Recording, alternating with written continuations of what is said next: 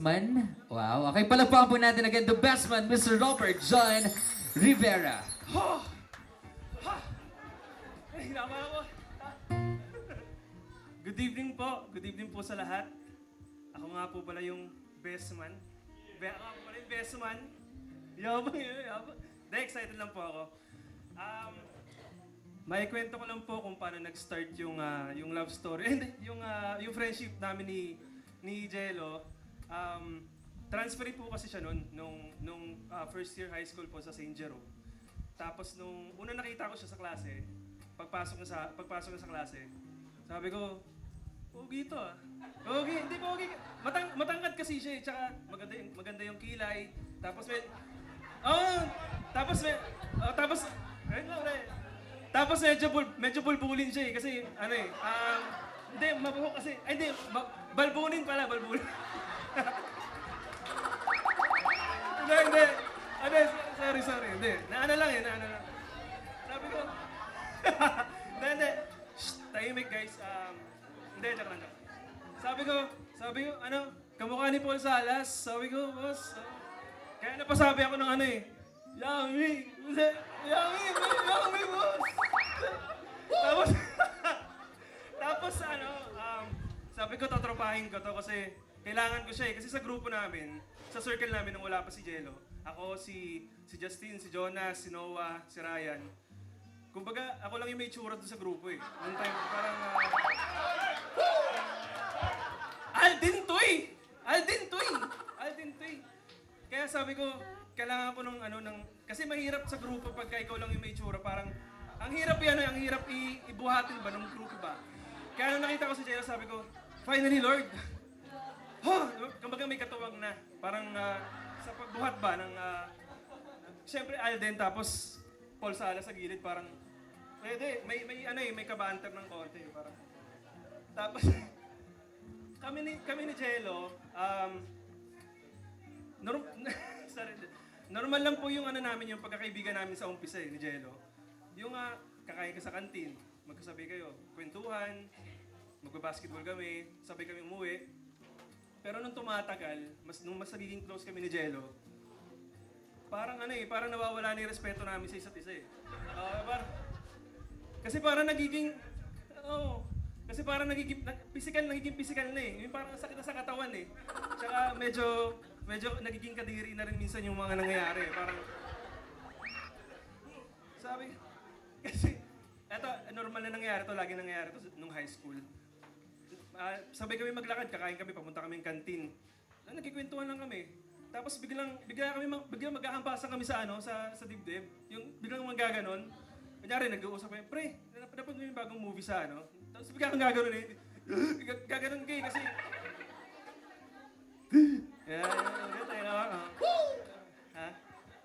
Kasi pag kinampas ka kasi ng malakas, hindi ka agad makakahinga eh. Parang... Tatlo lang po eh. Tapos ayun, tuwan-tuwa kami kasi yung mukha kasi nang hindi nakakahinga, nakakatawa yun eh. Oo. Yung kahit nasaktan ako, lap trip kami. Pero syempre gusto kong gumante kasi masakit eh. Nasaktan ako eh. Hindi ako makagante kasi matangkad na tao kasi itong malaking tao eh. Inaano ko siya eh, nakakasalag siya agad eh. Ang ginagawa kong ganti sa kanya, ang ginagawa kong ganti sa kanya, ano nga ba yung ginagawa kong ganti sa kanya? Hindi, ang ginagawa kong ganti sa kanya, chinechempohan ko siya.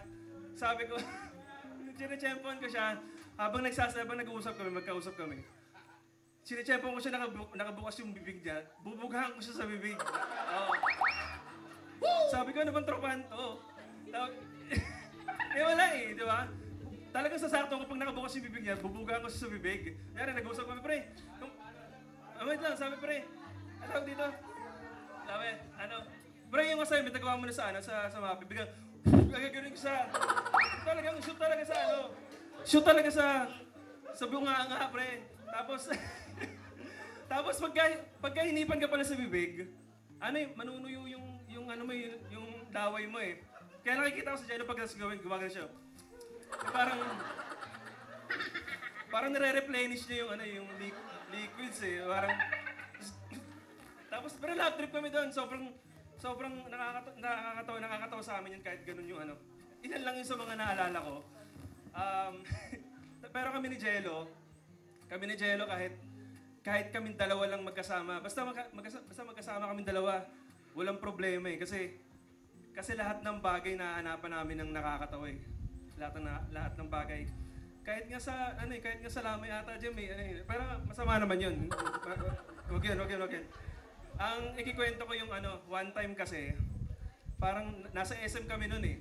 Tapos, naglalakad lang kami, kwentuhan lang kami. Tapos, pansin ko kasi marami akong nakitang kalbo nung time na yun. Marami akong nakitang kalbo nun. Tapos, no offense po sa mga, hindi, lang po, naalala ko lang po, sorry po. Sorry. Hindi, joke. Sorry po. Hindi, lang po, yung kwentuhan lang. Sorry. Hindi, naalala ko, hindi naman. Sir, thank you. Pre, congrats. Hindi. Ano tawag dito?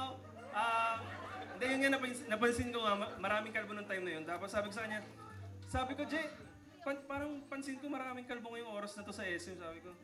Tapos sabi ni Jello, hindi pre kasi malapit na magpasko eh. Kaya sabi ko, Pasko, kalbo, walang kinalaman yung kalbo eh, sa Pasko eh.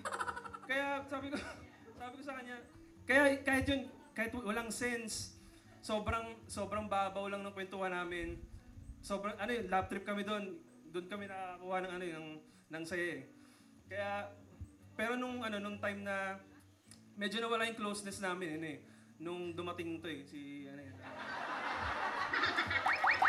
Aray ko.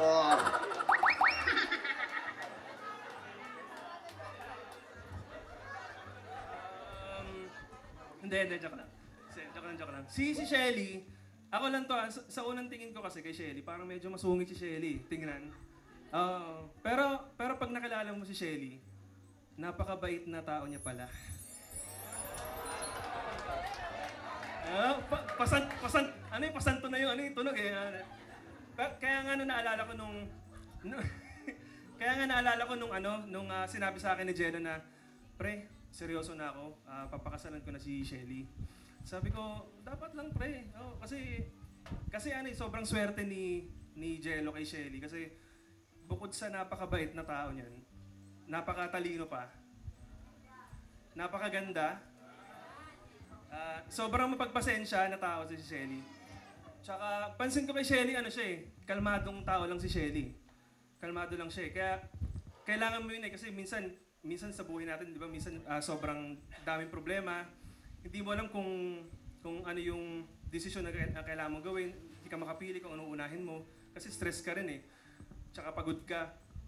Maganda rin na meron tayong partner katulad ni Shelly na, alam mo yun, siya yung magre-reassure sa'yo na, okay lang yun, maayos natin yan lahat. Upo ka dito, pag-usapan natin, ayusin natin yan. Ganun ko nakikita yung ugali ni Shelly.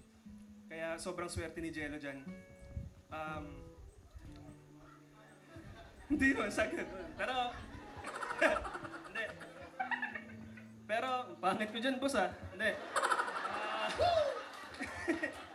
Pero Shelly, sabihin ko rin sa'yo na kung gaano kaswerte mo kay Jello. Kasi, ba't nga ba swerte? Hindi, joke lang. Hindi, si Jello kasi, pre. Ito seryoso na to, pre. Si Jello kasi, isa sa mga pinakamasipag na tao na nakilala ko yung si Jello eh. Kahit saan mo itapon yan, mabubuhay yan eh, si Jello. Nga, di ba? Kasi, kumbaga maliban sa napakasipag niyan, sobrang madiskarting tao niyan. Sobrang paparaan. Hindi siya masyadong matalino, pero... Matalino din, pero... Malakas kasi yung loob ni Jello eh. Malakas yung loob niya. Confident siyang lalaki. Tsaka, passionate siya sa mga ginagawa niya eh. Kaya as a partner, parang hindi ka mag-aalala sa future mo eh. Tsaka sa future na magiging anak mo kung ganitong klaseng tao yung pinili mo tsaka yung makakasama mo sa buhay. Iyak ako, boss. Oo, di ba? Oo. Totoo yun, pre. Totoo yun. Kaya sobrang swerte rin. Pareha silang swerte sa isa't isa eh. Kaya, pre, sobrang proud ako sa'yo. Pre, sobrang proud ako sa'yo. At saka sobrang swerte ko kasi isa ako sa mga naging pinakamalapit mong kaibigan, pre. Kaya, congratulations ulit sa inyong dalawa. At ang wish ko lang kay Lord, sana magsama kayo ng habang buhay, masaya kayo habang buhay. Tsaka, syempre darating din yung problema eh, di ba? Pero alam ko naman masusolusyonan nyo yun kasi mahal nyo yung isa't isa eh. Sobrang mahal nyo. Tsaka doon kayo babalik eh, na mahal nyo yung isa't isa eh, di ba? Tsaka, ayun, maraming anak, mga 42, di ba? So, ayun, kaya, ayun, congratulations and good evening po ulit sa lahat. Thank you so much to the best man, Robert John Rivera. Wala pa po, wala pa. Yes. Thank you, sir. So now, let's hear the message from the Maid of Honor. Palakpakan po natin, Errol Paz! Errol! Hello.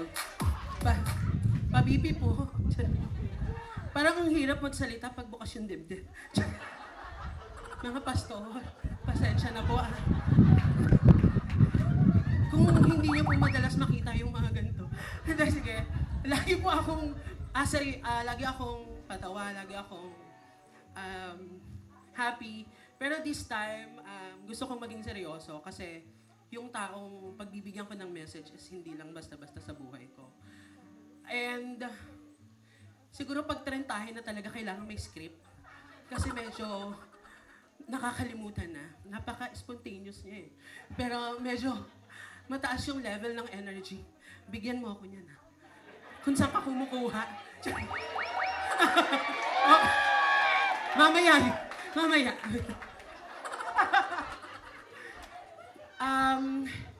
Good evening, ladies and gentlemen. Good evening po. Ako nga po pala sa Errol, ang proud best friend ni Shelly. Okay. Saan ba Shelly? Si Shelly. Sure. Ayan. Sige. Alam mo, Shelly, minsan naisip ko, ang funny talaga ng life. Kasi kung babalik tayo sa elementary days natin, hindi ko talaga isipin na magiging mag-best friend tayo. Kasi dati, kalaban lang kita sa showdown. Parang may competition kasi pagalingan kung sinong magaling sumayaw. Magkabilaan lang kami ng classroom. Section 1 kasi siya eh. So, mag-classmate kami ni Jello. Ay, hindi! Mali! Sorry. Sige.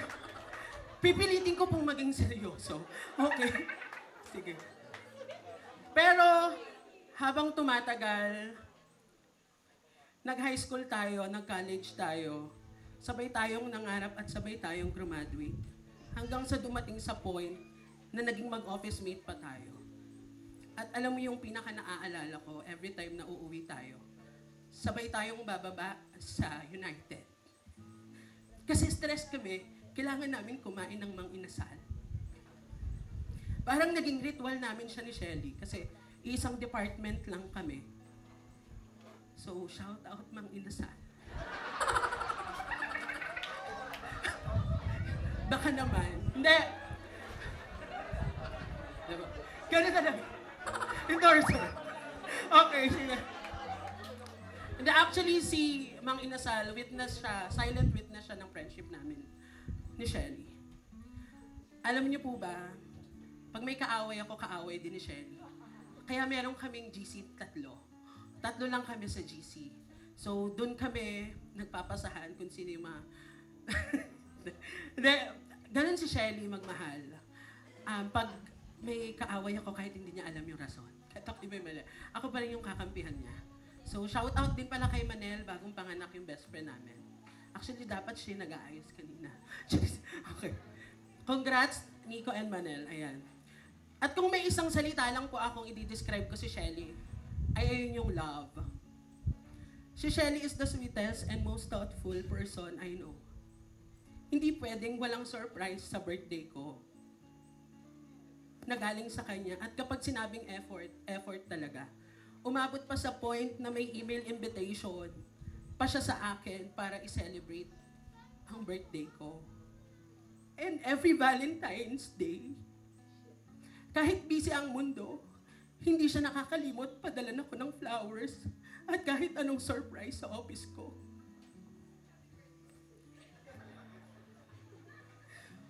At alam niyo yung feeling na maalala ka, yung iparamdam sa'yo na importante ka, maraming taong hinahanap yan sa partner. Pero sa totoo lang, si Shelly ang unang nagparamdam sa akin yan. Siya yung best friend ko na pinaranas sa akin yung feeling na mahalin ng totoo. Sa paraang hindi ko naranasan sa mga naging partner ko. Pag gumalaw, kuya, nagsasalita ako. Yung focus eh. Kuya, eto na yun yung climax din. Okay, na-distract yung tao.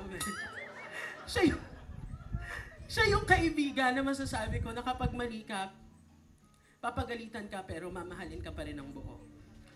Siya yung one call away friend ko, lalo na sa mga panahong pakiramdam ko ang bigat-bigat ng mundo.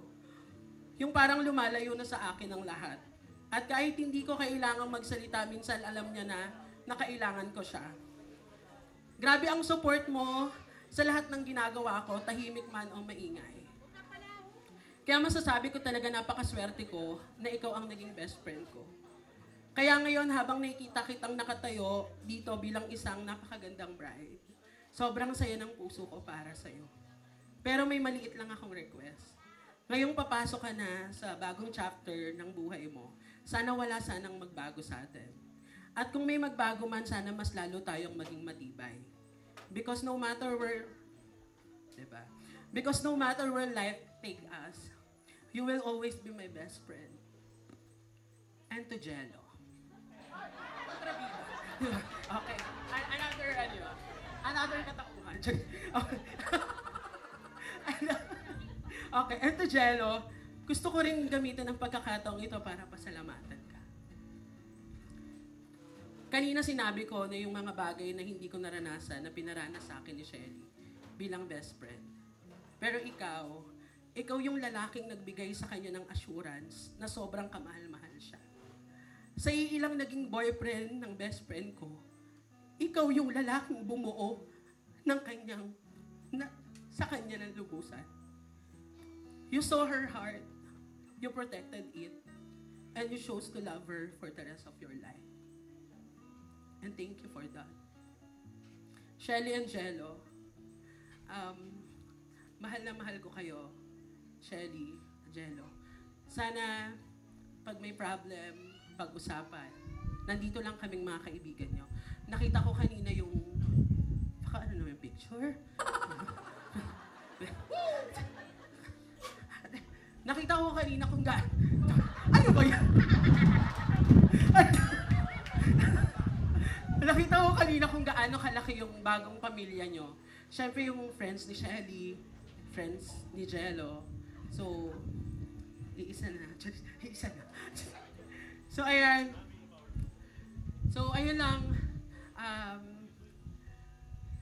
Maraming salamat, Jello, sa pag-aalaga kay Shelly.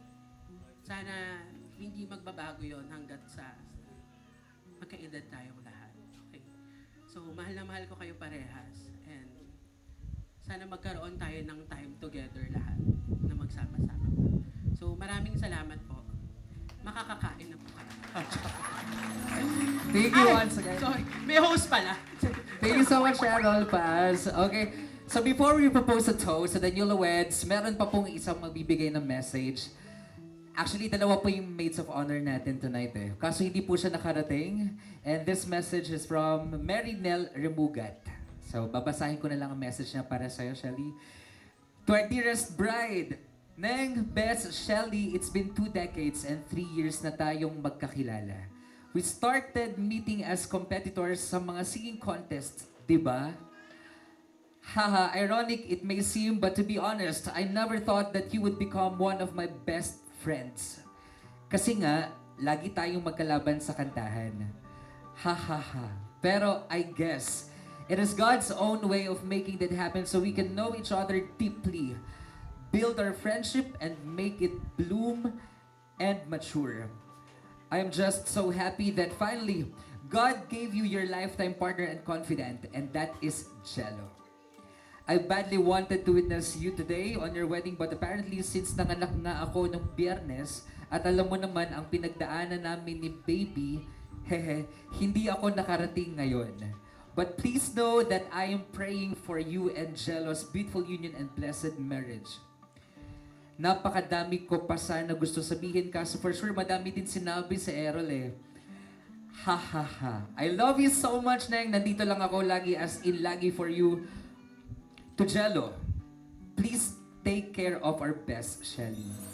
Well, I know you will naman, pero naninigurado lang din. Haha. May you also lead the family na bubuin ninyo. I declare blessing and prosperity sa buhay ninyong mag-asawa. Salamat, Jello, for making our Shelly so happy. P.S. Sabi ni Nico, he's also sad na wala kami right now dito sa kasal nyo kasi he knows na gaano kalalim ang pinagsamahan natin since day one. Ang day one ay sa Raminan sa bayan ng San Pedro kasama si Errol. Ha ha ha. We never thought magpapanagpo ang panganganak ni Manel at kasal nyo ni Jello. Pero salamat sa inyo at masaya kami ni Manel. God bless you both. Again, palagpakan naman po natin. Message from Mary Nell Remugat. So, guys, now we propose a toast to the couple. Kung meron po kayong juice, water sa inyong mga baso, would you please raise your glasses for the couple? Jello and Shelly, please intertwine your arms together. Siyempre kayong dalawa yan. Sila rin daw. Sa kabilang side naman kayo. Kasi dapat sa kabilang side, yes. Okay. Guys, ito na yung request nyo kanina. Okay. Please intertwine your arms together. Everybody at the count of three, let's all cheers. Ready? 1, 2, 3, and cheers! And kiss! And kiss! Jello and Shelly kiss! Okay, palagpakan naman po natin sila. Thank you so much again, Robert and Errol, the best one and the maid of honor. Thank you, guys. Picture po po.